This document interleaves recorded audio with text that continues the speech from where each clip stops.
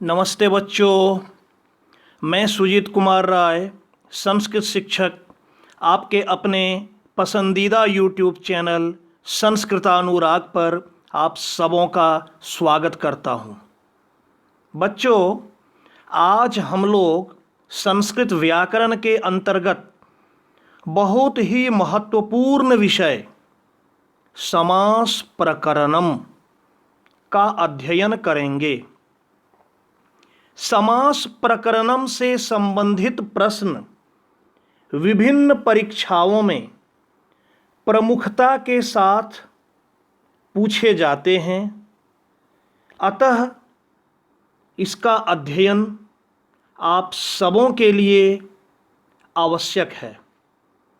तो आइए हम आज के अपने निर्धारित विषय पर आते हैं। समास। समास का शाब्दिक अर्थ है संक्षेप। इसकी परिभाषा: जब दो पद अपनी अपनी विभक्तियों को छोड़कर आपस में मिलते हैं और मिलकर एक पद हो जाते हैं तो उसे समास कहते हैं। जैसे राज्ञः पुत्रः। यहाँ दो पद है। पूर्व पद अर्थात पहला पद है राज्ञः और उत्तर पद अर्थात बाद वाला पद है पुत्रः। दोनों अपनी अपनी विभक्तियों को छोड़कर आपस में मिल गया और मिलकर एक पद हो गया राजपुत्रः। इसी का नाम है समास। समास के मुख्यतः चार भेद होते हैं। पहला अव्ययी भाव समास, दूसरा तत्पुरुष समास, तीसरा द्वंद्व समास और चौथा बहुव्रीहि समास। अब तत्पुरुष समास के भी मुख्य दो भेद होते हैं: कर्मधारय समास और द्विगु समास। समास के उपर्युक्त भेदों को आप लोग निम्नलिखित श्लोक के माध्यम से भी याद रख सकते हैं।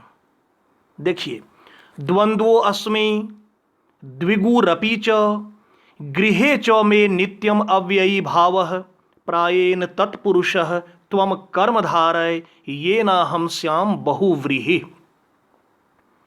अर्थात द्वंद्वो अस्मि द्वंद्व समास, द्विगुरपि च द्विगु समास, गृहे च मे नित्यम अव्ययी भाव अव्ययी भाव समास, प्रायेण तत्पुरुषः तत्पुरुष समास, त्वम कर्मधारय कर्मधारय समास और येनाहं स्याम बहुव्रीहि समास। तो ये थे समास के भेद। अब हम एक एक कर सभी भेदों की चर्चा करते हैं। तो सबसे पहले अव्ययी भाव समास। जिस समास का पूर्व पद अर्थात पहला पद प्रधान हो उसे अव्ययी भाव समास कहते हैं। इसको दूसरे रूप में देखिए, जिस समास विधि से कोई पद अव्यय बन जाए उसे अव्ययी भाव समास कहते हैं। पहली बात यहां कहा कि जिस समास का पूर्व पद प्रधान हो, प्रधान हो मतलब मुख्य हो, उसे अव्ययी भाव समास कहते हैं। और दूसरी बात कि जिस समास विधि से कोई पद अव्यय बन जाए उसे अव्ययी भाव समास कहते हैं। अर्थात इस समास में पूर्व पद अव्यय होता है और दूसरा पद अनव्यय अर्थात अव्यय नहीं होता है। जैसे संज्ञा। देखिए उदाहरण, अधिहरि। यहां पूर्व पद अधि अव्यय है जबकि उत्तर पद हरि संज्ञा है, किंतु समास होने पर पूरा जो पद बना अधिहरि, ये पूरा पद अधिहरि ही अव्यय हो गया। इसका विग्रह होगा हरौ इति। इस समास में शब्द के अंत में नपुंसक लिंग एक वचन हो जाता है। अव्ययी भाव समास निम्नलिखित प्रकार के होते हैं। उप, उप का अर्थ होता है समीप या नजदीक। तो समीप के अर्थ में समास होने पर पूर्व पद में प्रायः उप अव्यय का प्रयोग किया जाता है। देखिए उदाहरण, उपकृष्णम कृष्णस्य समीपम, उपगंगम गंगायाः समीपम, उपगृहम गृहस्य समीपम, उपयमुनम यमुनायाः समीपम। दूसरा, अनु, अनु का अर्थ होता है पश्चात या योग्यम, योग्य या पश्चात। पीछे के अर्थ में समास होने पर पूर्व पद में अनु उपसर्ग का प्रयोग किया जाता है। देखिए, अनु विष्णु, विष्णोः पश्चात, अनुरथम रथस्य पश्चात, रथ के पीछे। यदि हम कहें कि अनुरथम गच्छ अर्थात रथ के पीछे जाओ। अनुरूपम रूपस्य योग्यम, यहां बताया गया था पश्चात भी अर्थ होगा और योग्य भी। अनुगुणम गुणानाम योग्यम। सह, सह मतलब साथ या सहित। सहित के अर्थ में समास होने पर पूर्व पद में प्रायः स्व अव्यय का प्रयोग किया जाता है। जैसे देखिए, सचित्रम चित्रेण सहितम, समित्रम मित्रेण सहितम, सशरीरम शरीरेण सहितम, सधर्मम धर्मेण सहितम। अब है निर, निर का अर्थ होता है अभाव। अभाव अर्थ में समास होने पर पूर्व पद में प्रायः निर अथवा निश उपसर्ग का प्रयोग किया जाता है। जैसे देखिए, निर्जनम जनानाम अभावः, निर्मक्षिकम मक्षिकानाम अभावः, निर्धनम धनस्य अभावः, निष्कंटकम कंटकानाम अभावः। प्रति, प्रति का अर्थ होता है विप्सा। विप्सा के अर्थ में समास होने पर प्रति उपसर्ग का प्रयोग किया जाता है। उदाहरण देखिए, प्रतिदिनम दिनम दिनम इति, प्रतिगृहम गृहम गृहम इति। आप यहाँ दिनम दिनम प्रति कर दें या गृहम गृहम प्रति, कोई बात नहीं है, वो भी सही है। प्रतिमासम मासम मासम इति, प्रत्यर्थम अर्थम अर्थम इति। इसके बाद यथा, अनतिक्रम्य। यथा का अर्थ होता है अनतिक्रम्य। आप अनतिक्रम्य को थोड़ा ठीक से समझ लें। अनतिक्रम्य मतलब उल्लंघन न करने के अर्थ में। यदि उत्तर पद का अतिक्रमण न कर अपने सामर्थ्य के अनुसार कार्य हो। समास में दो पद होते हैं, पूर्व पद और उत्तर पद। तो कह रहा है यदि उत्तर पद का अतिक्रमण न कर अपने सामर्थ्य के अनुसार कार्य हो। ठीक है, और इस पर समास होने पर यथा अव्यय का प्रयोग किया जाता है। कहने का मतलब, उदाहरण देखिए स्पष्ट हो जाएगा। यथाशक्ति, यथाशक्ति का अर्थ होता है शक्ति के अनुसार, अपने सामर्थ्य भर, जितनी आप में क्षमता है, जितनी आप में शक्ति है, अपनी शक्ति के अनुसार, उसी को कहते हैं यथाशक्ति। तो समास विग्रह होगा शक्तिम अनतिक्रम्य, यथा विधि विधिम अनतिक्रम्य, यथेच्छम इच्छाम अनतिक्रम्य, यथा स्थानम स्थानम अनतिक्रम्य। तो ये था बच्चों अव्ययी भाव समास। अब हम आते हैं दूसरे समास पर, जिसका नाम है तत्पुरुष समास। जिस समास का उत्तर पद प्रधान हो उसे तत्पुरुष समास कहते हैं। बच्चों ध्यान देंगे, आप अव्ययी भाव समास में देखे थे जिस समास का पूर्व पद प्रधान हो, यहाँ ठीक उसके उल्टा कह रहा है।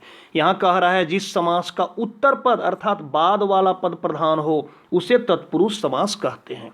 जैसे राज्ञः पुत्रः, राजपुत्रः, इस उदाहरण में राज्ञः पूर्व पद है, यहां दो पद है, राज्ञः और पुत्रः।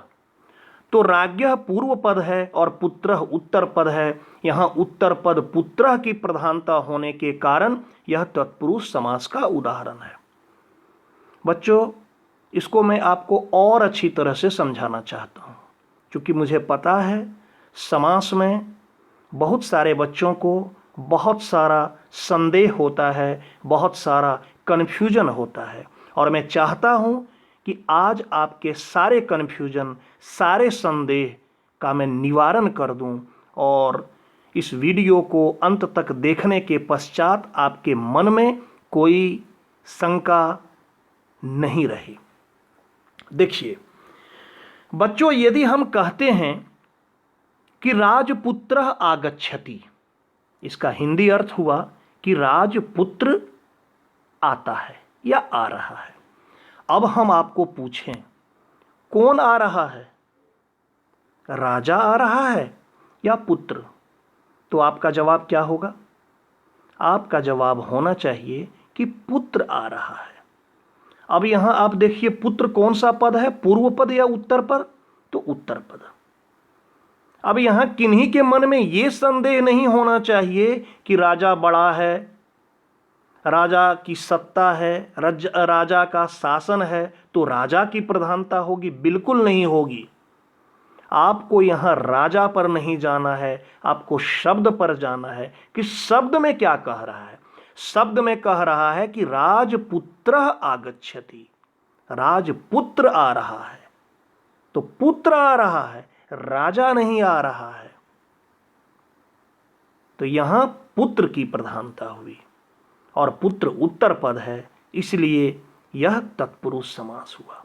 उसी प्रकार यदि हम कहें राजपुरुषः चौरम ताड़यति, राजपुरुष चोर को पीटता है।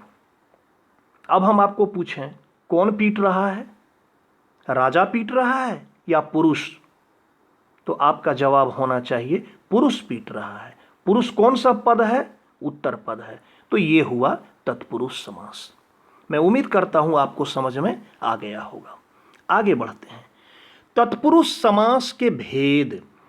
तत्पुरुष समास के सर्वप्रथम दो भेद किए जाते हैं, व्याधिकरण तत्पुरुष एवं समानाधिकरण तत्पुरुष। व्याधिकरण तत्पुरुष के तीन भेद होते हैं, विभक्ति तत्पुरुष, नय तत्पुरुष एवं उपपद तत्पुरुष। और समानाधिकरण तत्पुरुष के भी दो भेद होते हैं, कर्मधारय एवं द्विगु। तो अब हम आते हैं विभक्ति तत्पुरुष पर। विभक्ति तत्पुरुष के अंतर्गत विभक्ति का लोप हो जाता है। इसमें द्वितीया विभक्ति से लेकर सप्तमी विभक्ति तक अलग अलग भेद एवं इनके उदाहरण निम्नलिखित हैं। उनकी एक एक कर मैं आपको चर्चा करूंगा और आपको विस्तार से समझाने का प्रयत्न करता हूं। तो सबसे पहले द्वितीया तत्पुरुष। जिस समास का विग्रह करने पर पूर्व पद में द्वितीया विभक्ति होती है उसे द्वितीया तत्पुरुष के अंतर्गत रखा जाता है। इसमें श्रित, अतित, पतित, गत, अत्यस्त, प्राप्त और आपन्न अर्थों में समास होता है। ये सारे शब्द जो बताए गए इन अर्थों में समास होता है। किसमें? द्वितीया तत्पुरुष में। देखिए, कृष्ण श्रितः, कृष्णम श्रितः, अरण्यातीतः, अरण्यम अतीतः, आपदगतः, आपदम गतः, सुख प्राप्तः, सुखम प्राप्तः। यहाँ देखिए बच्चों, कृष्णम, अरण्यम, आपदम और सुखम, इन सभी शब्दों में द्वितीया विभक्ति लगी है, इसलिए यह द्वितीया तत्पुरुष हुआ। तृतीया तत्पुरुष। जिस समास का विग्रह करने पर पूर्व पद में तृतीया विभक्ति होती है उसे तृतीया तत्पुरुष के अंतर्गत रखा जाता है। जैसे सुखहीनः, सुखेनहीनः, हरित्रातः, हरिनात्रातः, धान्यार्थः, धान्येन अर्थः, आचार कुशलः, आचारेन कुशलः। यहाँ देखिए सुखेन, हरिना, धान्येन और आचारेन, इन सभी शब्दों में तृतीया विभक्ति का प्रयोग हुआ है, अतः यह तृतीया तत्पुरुष के अंतर्गत आता है। चतुर्थी तत्पुरुष, जिस समास का विग्रह करने पर पूर्व पद में चतुर्थी विभक्ति होती है उसे चतुर्थी तत्पुरुष के अंतर्गत रखा जाता है। जैसे देखिए, पाठशाला, पाठायशाला, काक बलि, काकाय बलि, यूपदारु, यूपाय दारु, भूत बलि, भूताय बलि। बच्चों, यहाँ आपको एक उदाहरण बड़ा विचित्र लगा होगा कुछ बच्चों को कि यूपदारु, कि सर ये दारू पीने की बात कर रहे हैं। संस्कृत विषय में तो दारू पीने की बात कभी नहीं हो सकती है, क्योंकि संस्कृत तो संस्कार को सिखाता है। तो मैं जिन बच्चों के मन में संदेह है मैं उनको बता देना चाहता हूँ, दारू का अर्थ होता है लकड़ी, समिधा। यहाँ यूप दारू का अर्थ हो गया यूपाय दारू, यज्ञ के लिए या हवन के लिए समिधा। तो देखिए यहाँ पाठाय, काकाय, यूपाय और भूताय, इन सबों में चतुर्थी विभक्ति लगी हुई है, इसलिए यह चतुर्थी तत्पुरुष का उदाहरण है। पंचमी तत्पुरुष, जिस समास का विग्रह करने पर पूर्व पद में पंचमी विभक्ति होती है उसे पंचमी तत्पुरुष के अंतर्गत रखा जाता है। जैसे देखिए, चौर भयम, चौरात भयम, वृक्ष पतितः, वृक्षात पतितः, पथ भ्रष्टः, पथात भ्रष्टः, लताच्युतः, लतायाः च्युतः। षष्ठी तत्पुरुष, जिस समास का विग्रह करने पर पूर्व पद में षष्ठी विभक्ति होती है उसे षष्ठी तत्पुरुष के अंतर्गत रखा जाता है। जैसे देखिए, राजपुरुषः, राज्ञः पुरुषः, विद्यालयः, विद्यायाः आलयः, पतिदर्शनम, पत्युः दर्शनम, तपोवनम, तपसः वनम। यहाँ देखिए, राज्ञः, विद्यायाः, पत्युः और तपसः, इन सबों में षष्ठी विभक्ति का प्रयोग किया गया है, इसलिए यह षष्ठी तत्पुरुष के अंतर्गत आया। सप्तमी तत्पुरुष, जिस समास का विग्रह करने पर पूर्व पद में सप्तमी विभक्ति होती है उसे सप्तमी तत्पुरुष के अंतर्गत रखा जाता है। जैसे देखिए, जलमग्नः, जले मग्नः, कर्म कुशलः, कर्मसु कुशलः, शास्त्र पंडितः, शास्त्रेषु पंडितः, अध्ययन रतः, अध्ययने रतः।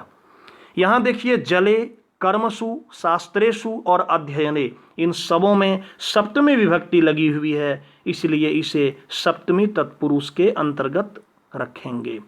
बच्चों, यहाँ मैं एक बात बता देना चाहता हूँ, जैसा कि आपने देखा द्वितीया से लेकर सप्तमी तक, पुनः एक बार दोहरा दूं कि समास विग्रह करने पर पूर्व पद में जो विभक्ति लगेगी, यदि द्वितीया लगेगी तो द्वितीया तत्पुरुष, तृतीया लगेगी तो तृतीया तत्पुरुष, उसी प्रकार जो भी लगेगी चतुर्थी, पंचमी, षष्ठी, सप्तमी, वह तत्पुरुष हो जाएगा। एकदम स्पष्ट है। अब देखिए इसके दूसरे भेद। नय तत्पुरुष, यह समास निषेधार्थ अर्थात निषेधात्मक अर्थ, नेगेटिव मीनिंग में प्रयुक्त होता है। यदि उत्तर पद का पहला वर्ण स्वर हो तो पूर्व पद न के स्थान पर अन हो जाता है, और यदि उत्तर पद का पहला वर्ण व्यंजन हो तो पूर्व पद न के स्थान पर अ हो जाता है। फिर से एक बार दोहरा दूं कि बच्चों, यहां उत्तर पद का पहला वर्ण, जैसे देखिए, नौ सत्यम, इसका पहला वर्ण सौ है, तो कह रहा है यदि पहला वर्ण व्यंजन हो तो पूर्व पद नौ के स्थान पर अ हो जाता है, और यदि पहला वर्ण स्वर हो, जैसे देखिए नौ उचितम, तो उ स्वर है, तो वहां क्या हो जाएगा, नौ के स्थान पर अन हो जाएगा। देखिए अन हो गया, अनुचितम। उदाहरण देखिए, असत्यम, नौ सत्यम, देखिए सौ व्यंजन है तो हो गया असत्यम। अनादि, नो आदि, देखिए अ स्वर है तो हो गया अनादि, अन हो गया। अब देखिए, नो उचितम, उ स्वर है तो फिर अन हो गया अनुचितम। उसी प्रकार अनुपस्थितः, नो उपस्थितः। अपवित्रम, यहाँ देखिए प व्यंजन है तो अ हो गया अपवित्रम, अहिंसा, नो हिंसा। ह व्यंजन है इसलिए अ हो गया। उपपद तत्पुरुष, इस समास में उत्तर पद में कोई क्रिया अवश्य होती है। कह रहा है उपपद तत्पुरुष में इस समास में उत्तर पद में कोई क्रिया, कोई धातु अवश्य होती है, क्रिया जरूर रहेगी यहां। जैसे देखिए कुंभकारः, कुंभम करोति इति, देखिए करोति क्रिया है। स्वर्णकारः, स्वर्णम करोति इति, करोति क्रिया। जलदः, जलम ददाति इति, ददाति क्रिया है। धनदः, धनम ददाति इति। वेद पाठी, वेदान पठति, पठति क्रिया है इति। सुखकरः, सुखम करोति इति, करोति क्रिया है। तो यही था इसमें उपपद तत्पुरुष में कि इस समास में उत्तर पद में कोई क्रिया अवश्य होती है। बच्चों, अभी मैं आपको अव्ययी भाव समास और तत्पुरुष समास और तत्पुरुष समास के कुछ भेदों को बताया। कई सारे भेद बाकी हैं, इसलिए मैं यहाँ स्लाइड में लिख के दिखा रहा हूँ कि समास के शेष भेदों का अध्ययन हम लोग अगले वीडियो में करेंगे। यदि एक ही वीडियो में मैं कराता तो वीडियो काफ़ी लंबा हो जाता, वीडियो बहुत लंबा नहीं हो, इसलिए मैं इसे 2 या 3 भाग में आपके सामने प्रस्तुत करूंगा। तो ये मेरा पहला भाग था। अगले भाग में आप शेष भेदों का अध्ययन करेंगे। तो बच्चों, अगर आपको आज का मेरा यह वीडियो पसंद आया हो तो कृपया लाइक, कमेंट और शेयर के माध्यम से मुझे प्रोत्साहित करने का कार्य करें, ताकि भविष्य में आपके लिए मैं और भी ऐसे ही ज्ञानवर्धक एवं परीक्षोपयोगी वीडियो बनाने का कार्य करता रहूं। साथ ही मेरे इस चैनल संस्कृतानुराग को आप सब्सक्राइब अवश्य करें एवं नोटिफिकेशन को भी ऑन कर लें, ताकि भविष्य में मेरे द्वारा इस चैनल पर अपलोड किया गया प्रत्येक वीडियो सर्वप्रथम आपको प्राप्त हो। धन्यवाद।